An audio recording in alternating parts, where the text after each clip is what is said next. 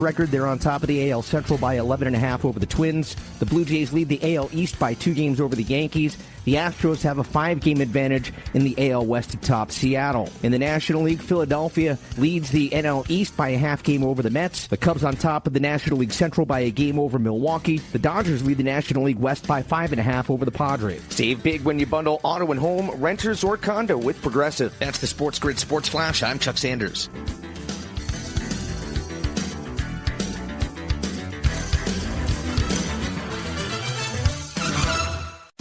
This summer with Kohl's, you can rack up the compliments. Like, where'd you get that dress? Tell me all your makeup secrets. Or, ooh, my husband needs that polo in every color. Because Kohl's has what you need. Cute dresses, Sephora essentials, stylish polos, comfy kids clothes, and more. Plus, take 20% off some of your faves. Yep, cue the compliments with Kohl's. Select styles, some exclusions apply. Offer ends July 20th. Coupons and Kohl's Cash do not apply to Sephora. See store or Kohls.com for details. With Fidelity Wealth Management, a dedicated advisor gets to know you and your goals to build a comprehensive plan to help grow and protect your wealth. Backed by a team of specialists, they'll analyze all your accounts, even the ones they don't manage, to keep an eye on taxes and provide proactive portfolio insights that can help you unlock your wealth's full potential. Learn more at fidelity.com/wealth. Investment minimums apply. Fidelity Brokerage Services, LLC. Member NYSE SIPC.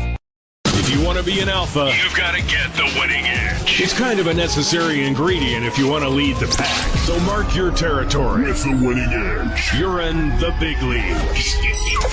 This is the SportsGrid Radio Network. You're listening to Football Full Circle with Joe Lisi and Ben Stevens. A new week starts right here, right now, live on Football Full Circle. That is FFC, all a part of the SportsGrid Radio Network and Sirius XM, Channel 159. Where else would you rather be on a show called Football Full Circle than with the mastermind of the pigskin? That is Joe Lisi. I am Ben Stevens. Yes, it is a quiet week here on the sports calendar in the month of July, but it really is a football month. Our first team has now officially reported to training camp. The Chargers sent their rookies on Saturday afternoon. The veterans show up on Wednesday. The Lions will join by the end of the week as well, as those two teams get ready to square off in our first football game of the year 2 weeks from Thursday, the Hall of Fame game, our first preseason game in Canton, Ohio. We've got some NFL news from the weekend that was as well. And Lisi Guy today starts the 4-day extravaganza in Atlanta, known as SEC Media Days. Got off to a ceremonious start with Conference Commissioner Greg Sankey at the podium. Anytime he takes the stage and speaks into a microphone, you are going to have some big headlines to discuss. We've got LSU at the Diocese as we speak. We've got Shane Beamer and a quarterback that enters this year with a ton of hype in Lenoris Sellers, meeting with the media as we speak in Atlanta as well. A lot to break down, Lisi Guy, from SEC Media Days, the first of 4 days in the ATL. Football is back in the air. There is nothing better than SEC football. You mentioned two of those teams. And let's not forget last year, South Carolina and LSU did battle in Williams-Brice. That game went right down to the wire. Garrett Nussmeier got the better of South Carolina, but Lenoris Sellers in South Carolina, 60-1 shot to potentially win a national championship. You can make the argument in terms of the regular season, one of the hottest teams that knocked off Clemson and almost kept them out of contention for a college football playoff. SEC is going to be front and center stage. We saw Georgia now take the front seat in terms of national championship odds. But this is what it's all about, baby. College football is on the horizon, and there's nothing better, Ben. Yeah, that is really the case, Lisi Guy. It is talking season. Last week in Frisco, Texas, right outside of Dallas, Big 12 got us underway. This week, it's the SEC over these 4 days in Atlanta. Next week in Las Vegas, the Big 10 will go. Las Vegas, Big 10, interesting. And the ACC holding its media days in Charlotte as well. We'll get some Group of 5 conferences sprinkled in the next few days as we get going over these weeks in media days. Everybody gets ready for summer workouts, back on campus for fall camp at the end of July and early August, with football not all that far away. Saturday, August 23rd, week 0, in a great slate, including that Dublin debut between Iowa State and Kansas State. Lisa Guy, before we get into some of what we saw during SEC Media Days, of course, we have seen a little bit of conference realignment this summer. Texas State accepting an invite to join the newly formed Pac-12 to bring back the Conference of Champions, if you will. That, of course, starting not this upcoming season in a few weeks in 2025, but in 2026. The Bobcats leaving the Sun Belt to go join that of the Pac-12. So in their place, the Sun Belt announced today an invitation to Louisiana Tech to join the Sun Belt Conference and leave CUSA. It had long been rumored, Lisa Guy, that La Tech was probably going to be that team to join the Sun Belt to replace Texas State as the 14th member institution in that conference. It is expected to happen that Louisiana Tech will accept that invite, and maybe our final little wrinkle of conference realignment for the next few years is over and done. Yeah, it makes sense, right? When you have teams like UL Monroe, Louisiana Lafayette in the Sun Belt, to have La Tech join in Sonny Cumbie. Whether he's the head coach in 2026 remains to be seen, but this is a perfect fit. Now, is it a step up for La Tech, that had success under Skip Holtz and former coaches as well? Not really. It's more of a lateral move, but it makes logistical sense, and it pans out a 14-team schedule and conference, and that's what you want to have if you're the Sun Belt. You lose Texas State, you gain logistically with La Tech, and everything doesn't miss a beat. And obviously moving forward in 26, they could sell that. So we'll see. We'll see how this all plays out, because, Ben, we've seen conference realignment for all of these conferences that last only 1 year. They don't even make it, some of them. So let's see. But it's good for Louisiana Tech going and playing teams locally that they're recruiting against. And again, is it a step up from Texas State? I'd say it's more equal. It's a lateral move. Yeah, Lisa Guy, it's a really good point. There are some of those regional ties, of course, for Louisiana Tech. Sunbelt still has divisions. I believe it is the only of our current 9 FBS conferences that still have division within their own league. I'm just checking on that because I believe there is the Sunbelt West and the Sunbelt East. Still, yes, there is. There are a lot of ties, of course, to the Sun Belt West in that area. UL Monroe, Louisiana, just to name a few, and Texas State is currently a member of the Sun Belt West Division. Again, that will get them back to 14 teams as the Bobcats leave to join the Pac-12 next year. As for CUSA, they are expected, as of this moment, Joe, to remain at 10. The reason CUSA will be at 10, even losing La Tech next year, they have added our 2 newest FBS teams in programs elevated from FCS football, that being Delaware and Missouri State, 2 teams that had great success at the FCS level, especially the Blue Hens of Delaware. They are now Conference USA members entering 2025. Yeah, and Conference USA is competitive, right? When we talk about bowl season and we talk about teams that can maybe step up and win a bowl game against Power 4 opponents, that's a great conference, known potentially for their offense and defenses at times lacking. But at the end of the day, you have a 10-team schedule, right? You have a 10-team conference, and that's important as well when you just look at it. Conference USA, for the most part, gets brand recognition, not just in terms of the regular season, but when they go in terms of these interconference matchups against bowl opponents. Can they compete with the likes of the Sun Belt and some of the other group of fives? They can, and this just helps them. And again, is it going to hurt them in terms of this whole situation, losing La Tech eventually? No. But at the end of the day, they will be competitive, and it comes down to recruiting and having teams in your conference that logistically can go up against each other. And Lisa Guy, one of the reasons that CUSA will be at 10 in 2026, right now they have 12 with the additions of Missouri State and Delaware. So you lose Louisiana Tech, who's the other team that is departing CUSA, rumored at least as of right now for next year, or expected, I should say. UTEP is set to join the Mountain West. That, of course, will look very different next year, losing some of those marquee programs like Boise State and others as they join the Pac-12. So conference realignment, all of these moves in the last 3-4 years, and of course the first year of it actually being in play was a season ago in 2024, started by Texas and Oklahoma departing the Big 12 for the SEC. We believe, and that's a very big belief, you never know what can happen in the next few months or the few years, but we believe that this round of conference realignment, probably through 2029, 2030, when the next slew of TV rights deals for those power conferences come up once again, should calm down as of right now. And never forget, when we talk about conference competition, when we talk about that competitive nature, does it better position these teams in a new league, in a different conference to have better success? Not really what they're thinking of first and foremost. They are thinking of the financials in those TV rights deals. By the way, the champions of CUSA a season ago, Jacksonville State, who hammered Western Kentucky in that CUSA title game, but the favorites entering this year, as we shared last week, the Liberty Flames, have a pretty short price. On the other side of the break, Joe, we leave CUSA and we head to Atlanta for the start of SEC Media Days. What did Commissioner Greg Sankey have to say about the college football playoff and possible expansion? Find out next.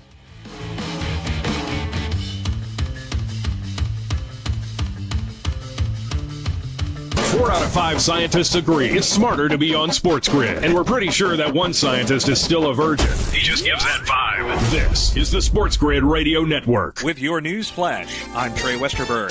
This update brought to you by Linzess. President Donald Trump will make an unprecedented second state visit to the UK between September 17th and 19th, when he will be hosted by King Charles and Queen Camilla at Windsor Castle. Trump, who is a big supporter of the royal family, will be accompanied by his wife Melania Trump during a 3-day visit. No U.S. president has been invited for a second state visit. Trump previously enjoyed a state visit in 2019 during his first term, when he was hosted by Charles' late mother, Queen Elizabeth II. A historic lodge on the Grand Canyon's North Rim has been destroyed by a fast-moving wildfire. The Grand Canyon Lodge, the only lodging inside the park at the North Rim, was consumed by the flames. Park Superintendent Ed Keeble said the visitor center, the gas station, a wastewater treatment plant, an administration building, and some employee housing also were lost. 2 wildfires were burning at or near the North Rim, known as the White Sage Fire and the Bravo Dragon Fire. I'm Trey Westerberg with your news flash.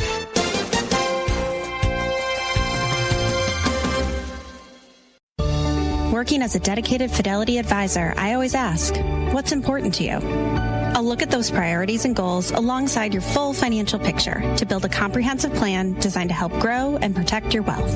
With proactive portfolio insights and an eye on taxes, I'm here to help you make the most of your money. I'm Laura Maxwell, and I'm a dedicated Fidelity advisor.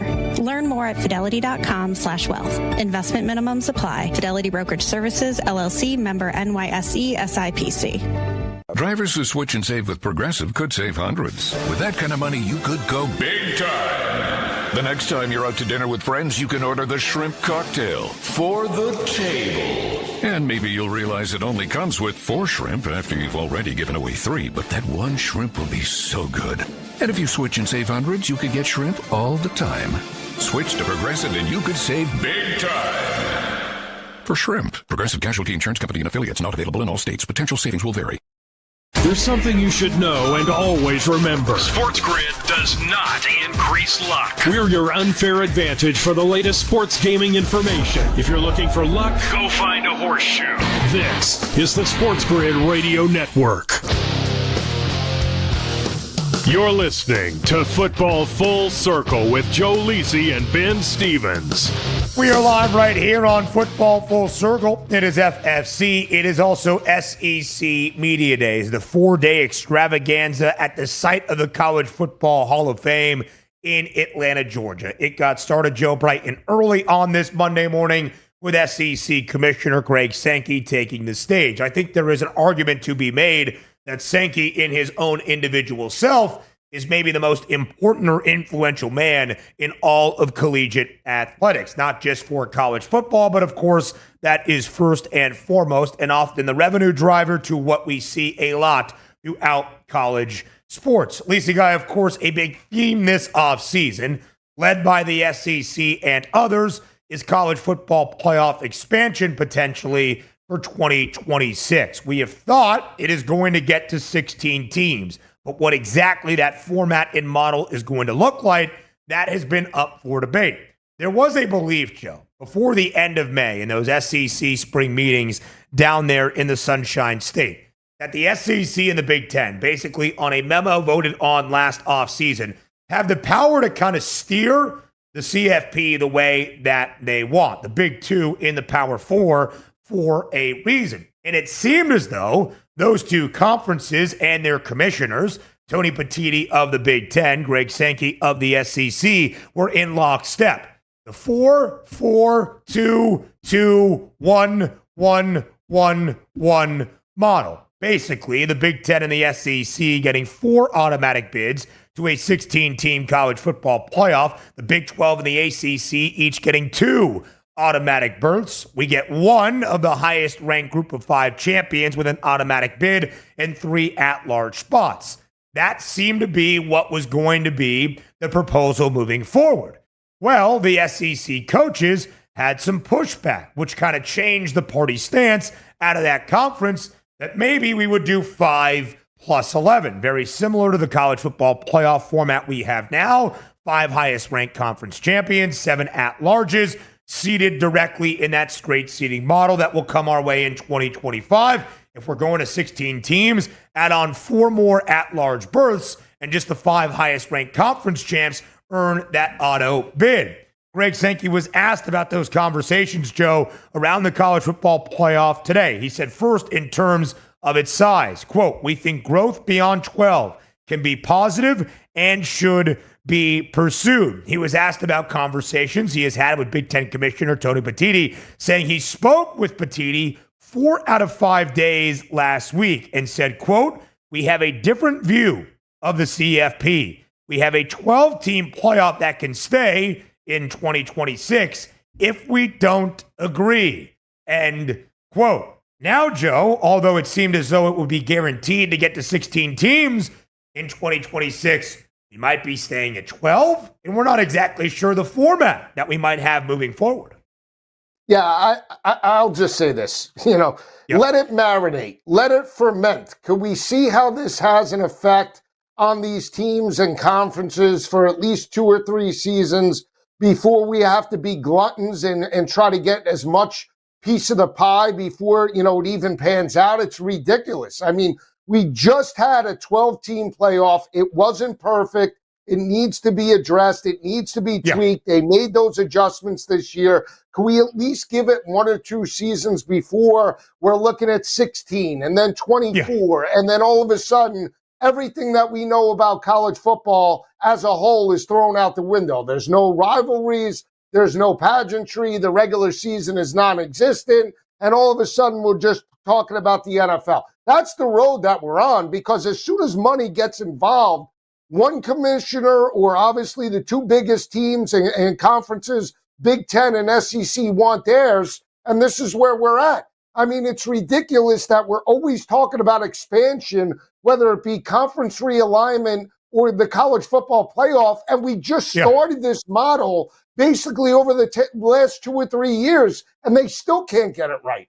It's going to hurt the sport long term. Give it some time. Let's see how it plays out, and then we can make adjustments. But they're so greedy that they don't even want to wait that long. And the reason that 2026 was floated as that year, Joe, for expansion is because the college football playoff TV deal was up for renewal in 2026. There was a thought, could Fox, that other big college football TV network in partnership with the Big Ten, get included to kind of have some disparity with not just everything being aired or produced, at the very least, through ESPN. Fox did not. So once again, 2030 or 2031, I believe that CFP TV deal is up for renegotiation. Are we going to be at 12 through the end of the decade? I would be surprised. Ultimately, I do believe we get to expansion. I am not in favor of expanding to 16. I am, or was, in favor of expanding to 12. And now with a straight seeding model, I think we are going to have the best version of a postseason we have ever seen in college football. But to your point, Lisa, this is a drastic change. 12 teams from 4, 4 teams from 2 teams from magazine voters deciding at the end of a regular season and bowl season is very, very different. It is the largest field we had ever seen contend for a national championship in the longest season of college football we had ever seen.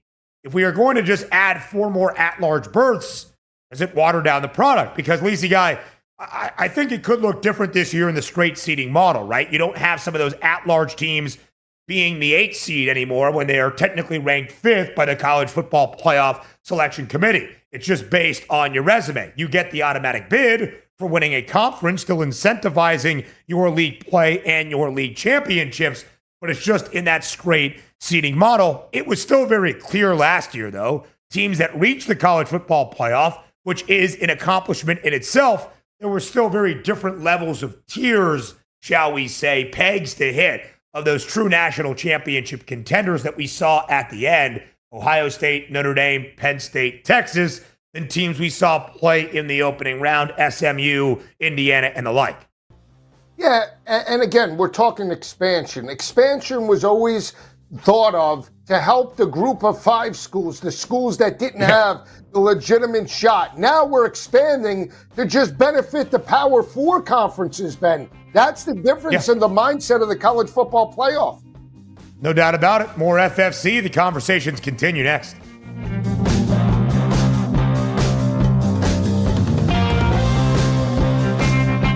There's smart. And there's not smart. Not smart is hope as a strategy. It's smarter to be on SportsGrid. Keep it here. And win. This is the SportsGrid Radio Network.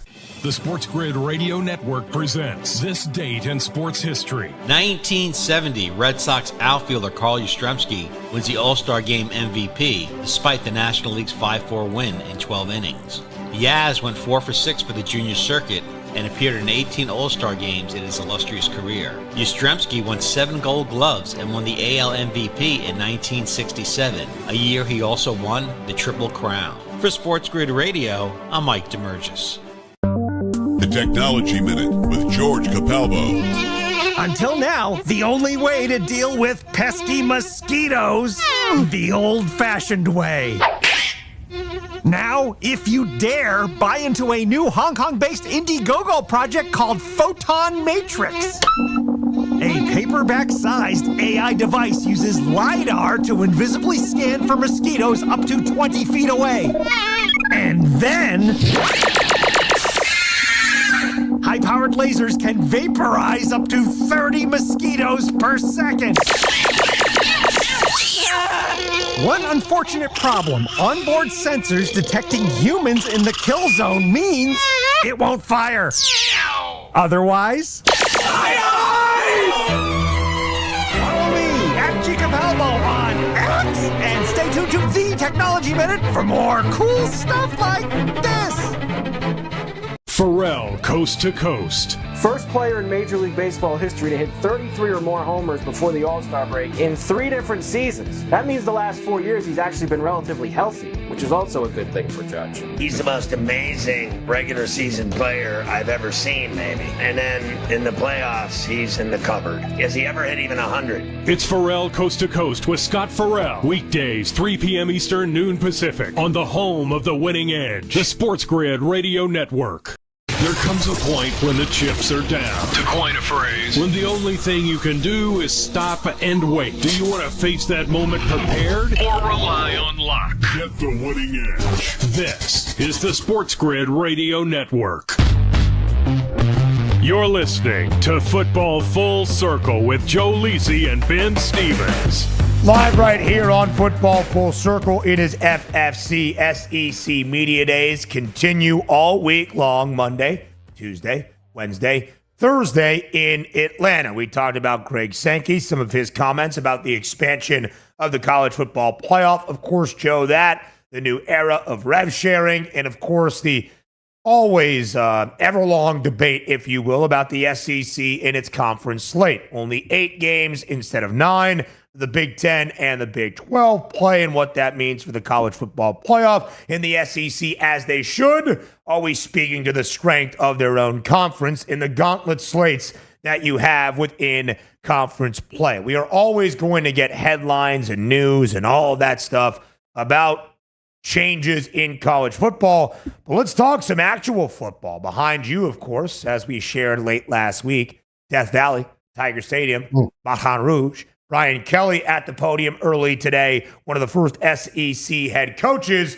to make an appearance. Lisa, I saw this stat from Brett McMurphy, of course, now of On 3. BK enters year number 4 at the helm of this LSU football program. They have won at least 8 regular season games every year. They have won at least 9 by the end of a bowl game in the first 3 years under Brian Kelly. And yet, I think you could say, Joe, it's been a slight disappointment so far in Baton Rouge. They have not won an SEC championship despite playing in that the first year of the BK era in 2022, and they did not make the college football playoff last season as well in the expanded field or any of the years Brian Kelly has been there. And this stat from Brett McMurphy caught my eye. Again, Brian Kelly enters his 4th season at LSU. The last 3 LSU head coaches had won a national championship by the time their 4th year had come to a close. Nick Saban won in his year number 4 at LSU. Both Les Miles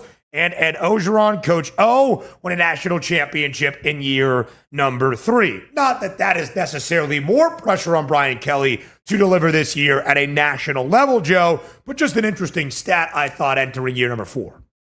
Yeah, it is. And again, you brought up, what Brian Kelly did in year number 1. He wins an SEC West championship, right? He knocks off Nick Saban in dynamic fashion with Jaden Daniels, and then they've regressed. It's similar to the success on the NFL side that you and I talk about with Brian Dable and the New York Giants. They knock off in year 1 Minnesota in a playoff victory. They had a 5.5, 6.5 win total. They exceed that with 9 wins, and then all of a sudden it's go big or go home because you're in the New York market. It's the same thing for LSU. LSU competes with the likes of Alabama, Georgia, Ohio State, all the big boys, right? And when you have that and set the bar in year number 1 that high, you can't regress. And when you look at that game last year, right, they go on the road to Kyle Field in Texas A&M, right? If they win that game, they're in prime position potentially to challenge for a college football playoff appearance. They fall off a cliff, they regroup in the middle of the year, and then get blown out. And I mean abused in Death Valley by a first-year head coach, Kalen DeBoer and Jalen Milroe. That cannot happen this year. Forget the 8.5 wins. It's college football playoff or bust. You have one of the best offenses in all of the SEC in college football. It's time to put up or shut up. Otherwise, get out of the kitchen because the pressure's cooking. He's on the hot seat, Ben. Yeah, no doubt about it, Joe. And when you think about the way that this LSU team is constructed, we talked about this on Friday, Joe, after you got back there from the Bayou. The price on LSU to reach the college football playoff is around a plus 140 number. They are not one of the 3 teams out of the SEC with a minus money price favored to reach the college football playoff. But of any at-large teams, not just in that conference, but around the country, LSU has the best price of a plus money contender, right? Not one of the conference favorites entering the year, not a minus money price. There are 8 teams currently with a minus money price to reach the college football playoff. The 3 out of the SEC, Texas, Georgia, Alabama, 3 out of the Big Ten, Ohio State, Penn State, Oregon, Clemson from the ACC, Notre Dame, of course, the independent power, and that 9th best number is LSU. Well, 9th best in a 12-team field, there you go. That's how the Bayou Bengals should find their way in to an at-large spot. And, Joe, I thought it was really interesting what Garrett Nussmeier, the returning quarterback and the guy with the second best price to win the Heisman Trophy, had to say about this LSU offense, saying, quote, "I don't think we have a receiver that runs over a 4.4. It's all speed. It makes my job easier," end quote. We'll talk about Nussmeier. We'll talk about another returning quarterback there at SEC Media Days in South Carolina's Lenora Sellers next.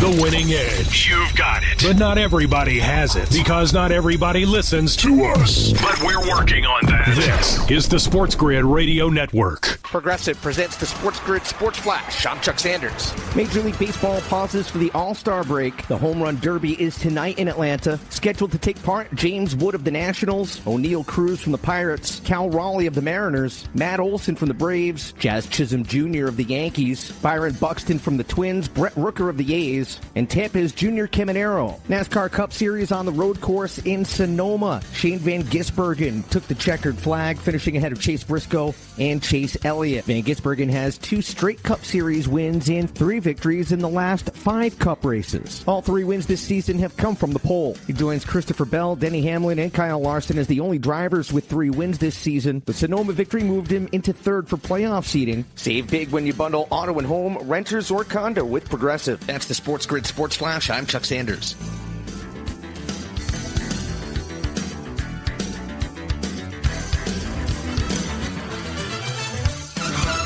All right, Takis fans. Wendy's knows you love your Takis Fuego chips. So we thought, why not make a Takis Fuego meal with a Takis Fuego chicken sandwich with spicy chicken topped with crushed Takis Fuego chips and creamy corn spread. Plus, it comes with Fuego fries inspired by Takis and a bag of Takis Fuego chips. If we had any more heat, we might start an actual...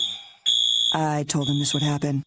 For an intense new take on Takis chips, gotta be Wendy's. Limited time only. Participating U.S. Wendy's includes 1 ounce Takis Fuego chips while supplies last. Takis and Fuego trademarks are used under license. Ugh. Kitchen ants. Runaway roaches. A spider. A spider. A spider! Relax. Just use Zevo. Zevo insect killer sprays use a powerful blend of mint and rosemary to eliminate those pests and up to 20 other bug types. Plus, Zevo is safe for use around people and pets when used as directed. Just spray the bugs and wipe them away. Zevo. People friendly, bug deadly. You're listening to SportsGrid. Spreading the winning edge far and wide. Terrestrial, internet, TV, satellite, and don't forget our mobile app. Face it. The winning edge is everywhere. Somewhere there's a squirrel frustrated he can't get a phone. This is the SportsGrid Radio Network. You're listening to Football Full Circle with Joe Lisi and Ben Stevens.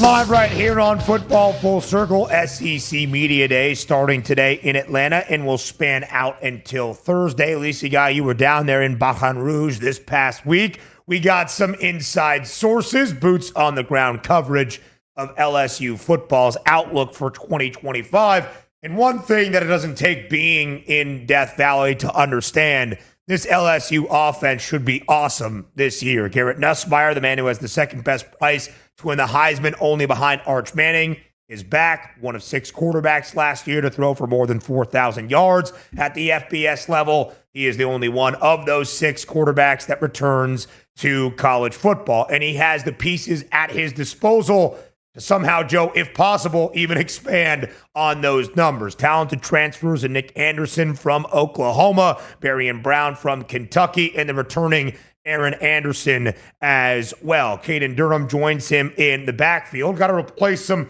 big guys along the offensive line. Will Campbell, Emory Jones, but the Bayou Bengals have the pieces to do just that. The offense, Joe, is going to have to be elite. Although we expect the defense to improve, it's been the defense holding LSU back the past few seasons. Yeah, and they're like the Cincinnati Bengals with Joe Burrow, right? They can outscore with anybody. You just can't stop anybody. So we'll see if that changes. Now, I told you when I met Matt down in LSU, he did say that Harold Perkins going back to the star position. They expect him to have dividends coming off the edge. They were very happy about Bowers Sharp, the transfer coming in from Oklahoma, the tight end.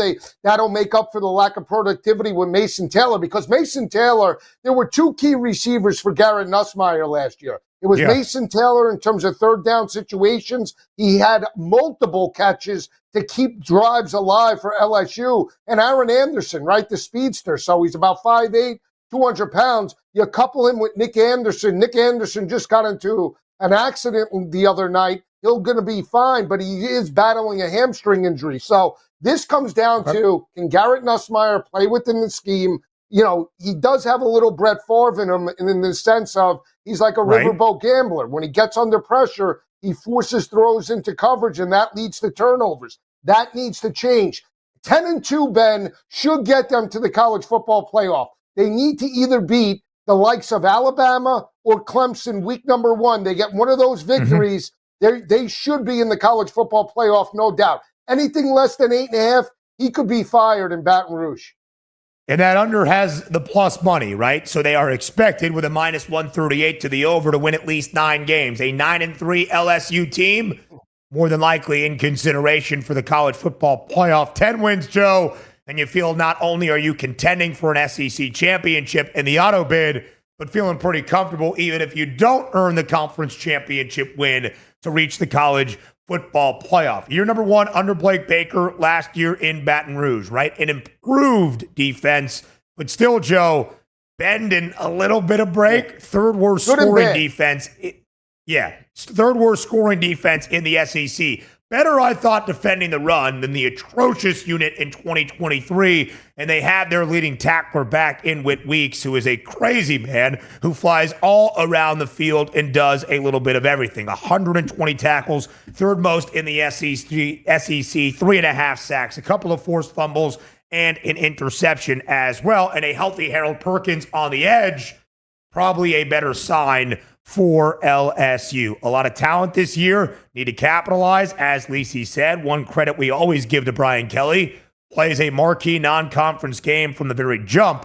LSU has Clemson on the road in the other Death Valley. They're a 3.5-point dog, of course, in the previous 3 years under BK, 0-3 in those season openers. Lisa, you look around the Heisman odds, and it should not be a surprise that many a quarterback hails from the SEC. Arch Manning, the favorite. Garrett Nussmeier, that second best price. TJ Lagway, the 7th best number at 18-1 from Florida. And then 2 quarterbacks tied for the 8th best price, both playing in the SEC. John Mateer, the transfer to OU from Washington State, and a man by the name Lenoris Sellers, who was tied for the 8th best price at 19-1. But, Joe, if you were to look at the odds to be the number 1 overall pick in the 2026 NFL Draft, Lenoris Sellers is 5-1, tied for the 3rd best number. A lot of hype and optimism follows Lenoris Sellers into his 2nd full year as the starting quarterback in Columbia for South Carolina. And how could you not love it? He is an absolute athletic freak and a physical specimen who's 6'4", 6'5", plays around 240, 250. He bowls over defenders. He has an incredibly strong arm. You know that he's got the goggles when he's out there as well, adding some contacts to when he is playing. And, Joe, there was a lot to like about a South Carolina team that won 9 games. As you alluded to, they were great at being a thorn in the side of many and pulled off the season finale upset of their in-state foes out of conference against Clemson. Lenoris Sellers and South Carolina enter 2025 with a lot of hype, Joe. And I think they're worthy of the 55-1 number to win a national championship. When we talk about value, right, you know value is going to come potentially from the Big Ten or the SEC. If we're talking about making the college football playoff, you could pull the trigger on a group of 5. But if we're talking about actually winning it and having an opportunity to make a stretch run, you got to look at the likes of South Carolina. We talk about a 9-win season. He is like Cam Newton. He's a big physical specimen. He is utilized in the RPO game. Go to the game that they lost against LSU. Rocket Sanders and Lenoris Sellers were taking that game over. Lenoris Sellers gets hurt. They lose it in the second half of that matchup. So when Lenoris Sellers is in that lineup, they are a multi-dimensional offense, and he could step up. I like their shot. I mean, if we're talking 60-1, 55-1, I'm taking a shot on South Carolina. I like them better than I do Penn State and Drew Aller. At least I know I'm going to get a 150% shot out of Shane Beamer and the crew. 2,534 passing yards for Sellers last year, a completion percentage more than 65%. He said today in Atlanta, that's one thing he wants to improve on. Ball security and consistency. 18 touchdowns to 7 INTs. Also, Joe had more than 670 rushing yards in 7 rushing scores in those breakout performances against Clemson. 166 yards on the ground and 2 touchdowns. In the win at home against a top 10 A&M team at the time where South Carolina routed them, 44-20, 244 through the air, 2 touchdowns for Sellers, 106 yards on the ground, and another score. This is a guy that can do everything and seems very poised. He's got a lot of talent around him as well offensively. Nick Harbor is an athletic freak who comes back at the wide receiver position, but does a ton. Joe, when you think of that South Carolina LSU game way back in week number 3, the Gamecocks had that early big lead, and they had an interception or a strip sack of Garrett Nussmeier that a roughing, not a roughing the passer penalty, but too much contact, whatever the call was necessarily. No, it wasn't unsportsmanlike conduct. They unsportsmanlike knocked out on Kyle Kennard, right? Who hit Garrett Nussmeier on the return. That would have been a scoop and score, a pick six. I'm kind of forgetting what it was. I believe a pick six that would have given South Carolina the win. It was a questionable call. It went against South Carolina. Plays you cannot happen.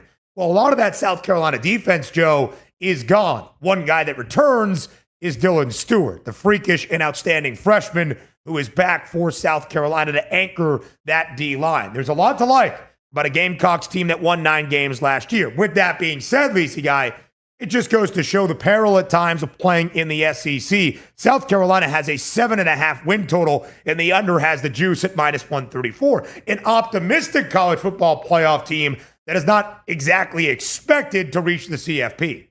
Yeah, think about the last couple of years. Before Lenora Sellers got there and it was Spencer Rattler, they were a dominant home team, just couldn't win on the road. And last year, they were more impressive on the road in certain aspects, especially in Death Valley at the end of the regular season, knocking off Dabo Sweeney. They're going to be there. They're going to be potentially an 8 or a 9 win football team. 10 wins might be a stretch, but if they are 9-3 and have a legitimate shot, they're going to be there. More FFC next. We're not saying every SportsGrid listener is a legend, but you might start thinking about who's going to play you in the movie. Just saying. This is the SportsGrid Radio Network. With your news flash, I'm Trey Westerberg. This update brought to you by Linzess. President Donald Trump will make an unprecedented second state visit to the UK between September 17th and 19th, when he will be hosted by King Charles and Queen Camilla at Windsor Castle. Trump, who is a big supporter of the royal family, will be accompanied by his wife Melania Trump during a 3-day visit. No U.S. president has been invited for a second state visit. Trump previously enjoyed a state visit in 2019 during his first term when he was hosted by Charles' late mother, Queen Elizabeth II. A historic lodge on the Grand Canyon's North Rim has been destroyed by a fast-moving wildfire. The Grand Canyon Lodge, the only lodging inside the park at the North Rim, was consumed by the flames. Park Superintendent Ed Keeble said the visitor center, the gas station, a wastewater treatment plant, an administration building, and some employee housing also were lost. 2 wildfires were burning at or near the North Rim, known as the White Sage Fire and the Bravo Dragon Fire. I'm Trey Westerberg with your news flash.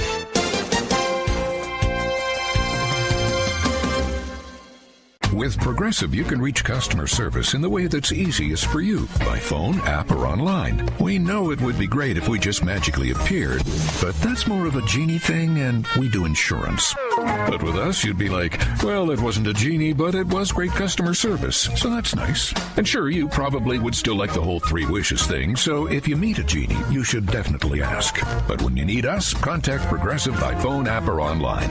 Just no genies. Progressive Casualty Insurance Company and Affiliates. Ooh, ma.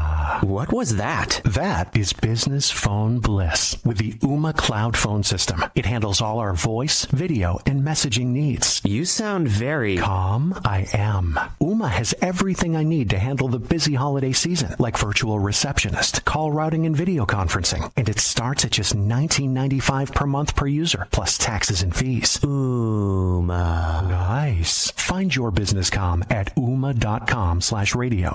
Remember when you were thankful you could just get AM and FM? Things have progressed. Now even an app on your phone can give you a 21st century thrill with that little drop of heaven called the deposit notification.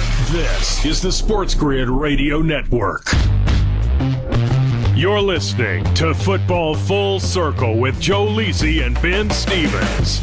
Live right here on FFC. It is Football Full Circle. It really is a beautiful thing, Joe, when you get these teams down there for media days. You hear from the players, you hear from the coaches, you start to get fired up. I feel myself gravitating towards South Carolina in the over of that 7.5 win total. But again, it does speak to some of the strength of the SEC based on win totals and conference prices, that a team that is literally being asked today about all of the offseason optimism and hype of their quarterback being a Heisman frontrunner and their team maybe being a sneaky college football playoff contender, and yet the win total for the Gamecocks is 7.5. The under has the juice at minus 134. If you believe South Carolina is a college football playoff team and you think they can get back to 9 wins and be in that consideration, not only will they have to pull off some upsets, Joe, they're going to provide a lot of plus money for you in many different spots. For instance, if the odds makers and the hype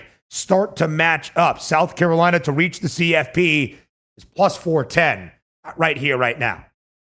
Yes, 410 is a good number. Again, we're not talking about a group of 5 team. We're talking about a 9-win football team that you could have made the argument was the most, I want to say, healthy and in terms of momentum, had the biggest momentum potentially in the conference outside of Georgia. So you could have made the argument if South Carolina got into the playoff last year, they could have challenged maybe the likes of Ohio State. Again, we don't know because they didn't have that shot. But at plus 410, you're not talking about Boise State. You're not talking about SMU, a team like Miami. We're talking about a team that went toe-to-toe with the big boys, not just in their own conference, but in the likes of the ACC as well, and knocked off Clemson. It wasn't, Clemson was on life support before they beat SMU because of South Carolina.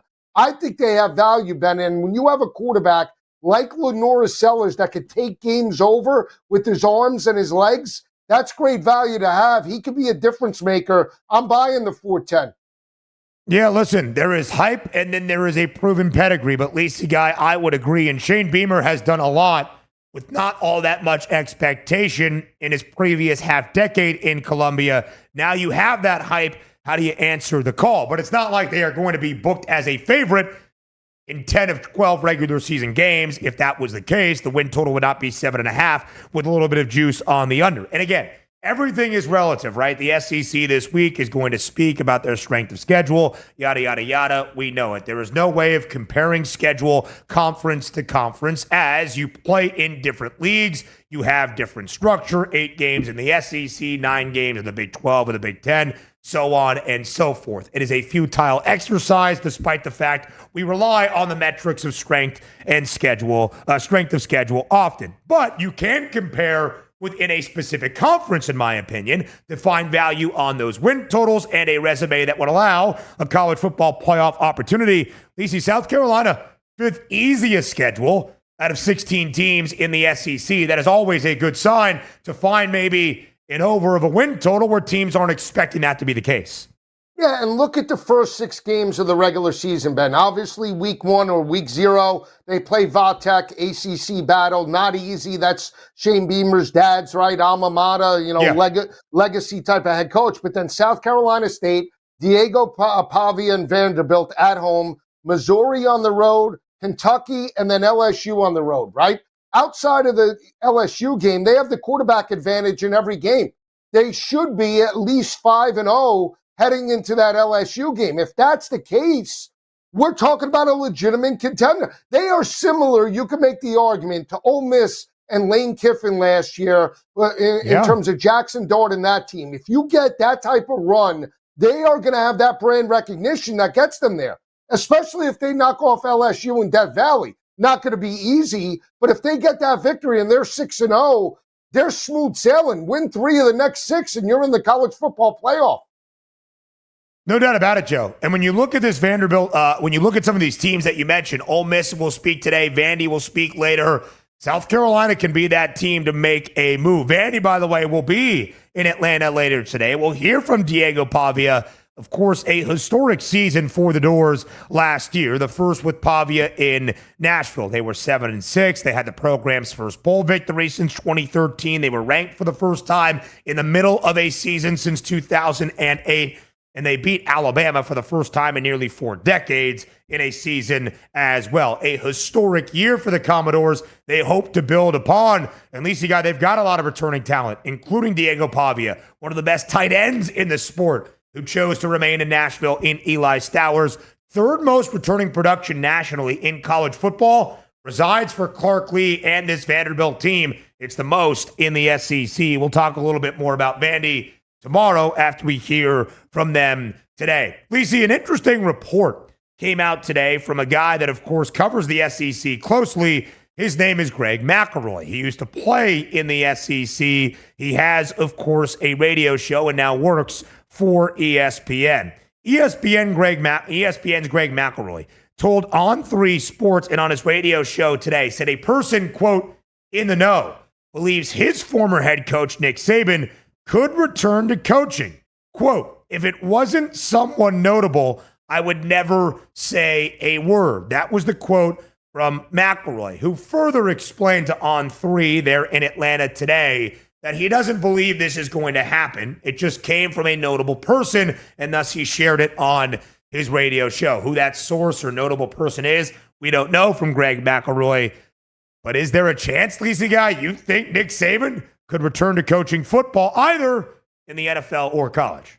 Not happening in the NFL. I'll tell you that right now. He gave it the one shot with the Miami Dolphins, and that was a one and done. I don't think he goes back to the NFL. College, yeah, and I don't think he goes back to the SEC. Is the source Miss Terry? Because she might want him out of the house on the sidelines. I think he goes back to the ACC. I'll tell you what, Mario Big Chest doesn't get it done in Miami. He might be there in South Beach, and he'll be there with his buddy Belichick in the ACC doing battle. 74 years old is what Nick Saban will turn at the end of October before he could take a new coaching role the following year, in which a season would be his 75th on this earth. I do not believe that Nick Saban is going to be back. I think he has found a great role as a part of College Game Day. I think he'll be A-okay. A little bit of NFL news from the weekend it was. Next.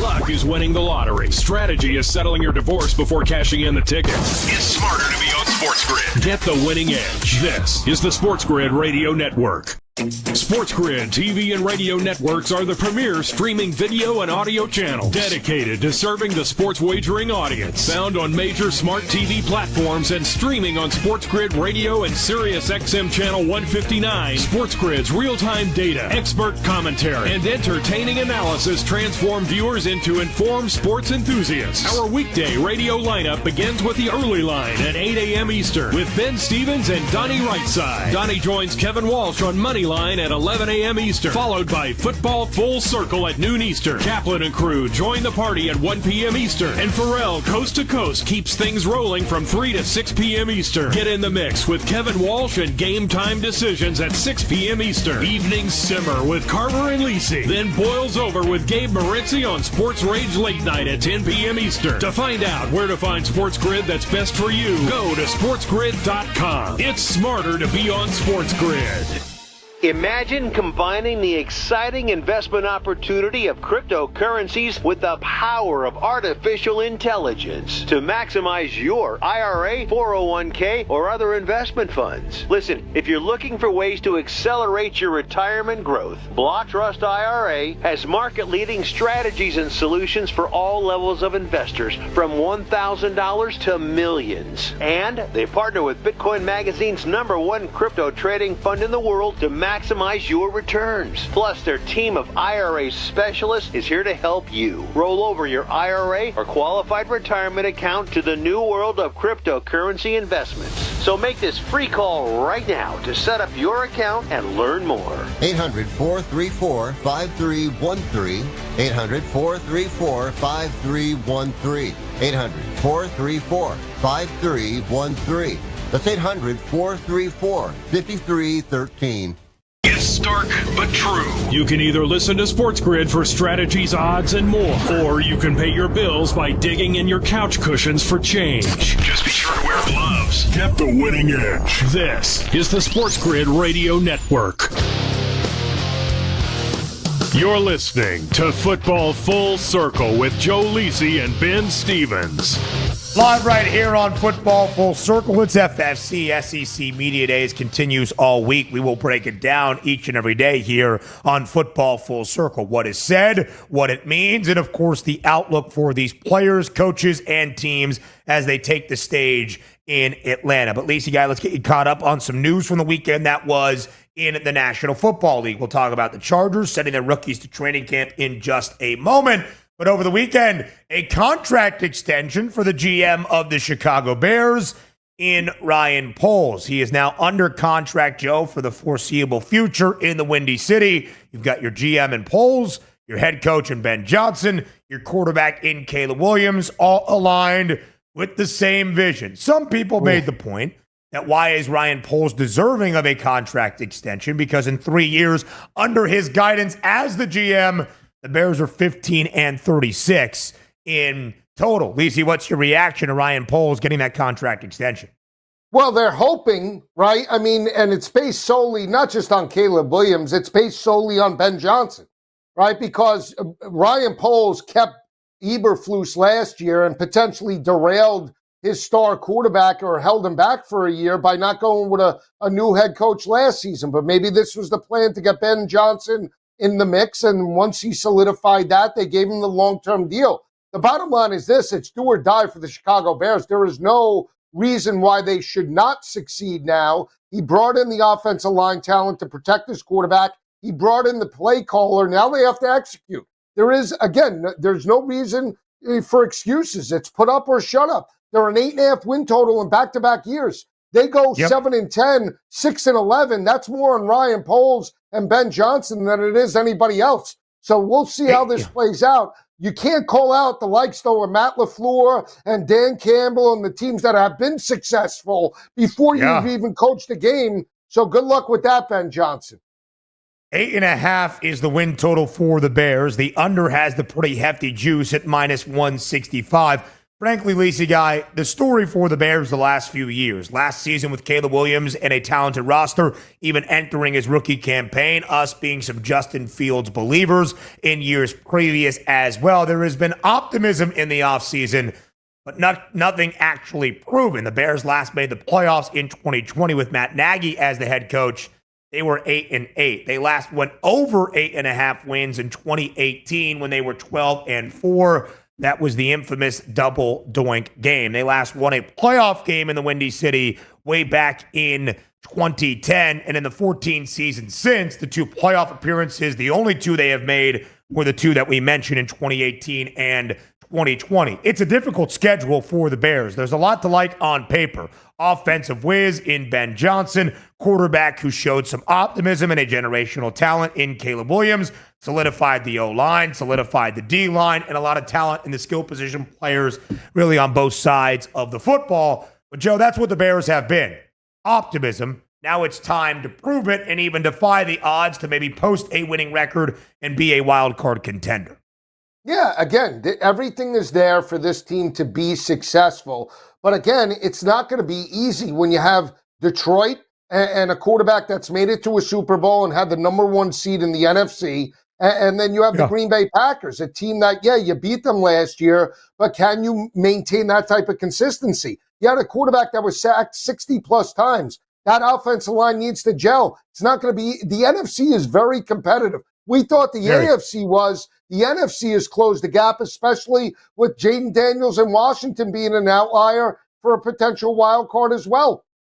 It's one of the reasons that 8.5 win total for Chicago has that hefty juice on the under. They play in the NFC North, every team in that division, for the 10 most difficult schedules in the National Football League entering 2025. NFL GMs, executives, personnel around the league released a top 10 quarterback list today as well, Joe. We'll talk about that on our show tomorrow. Some unfortunate news to report. Browns rookie running back Quinshon Judkins was arrested on a domestic violence and battery charge, Joe, in Fort Lauderdale, Florida on Saturday. His price to win NFL Offensive Rookie of the Year is now firmly off the board.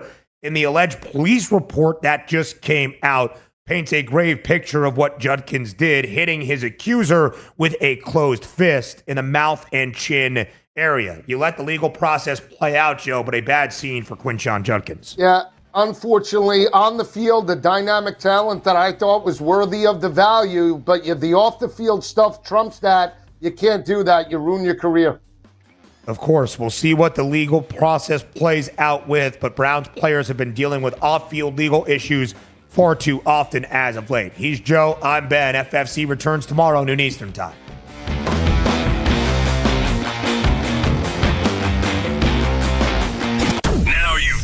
You found the advantage for gaming, odds, and more. But we call it the Winning Edge for short. This is the SportsGrid Radio Network.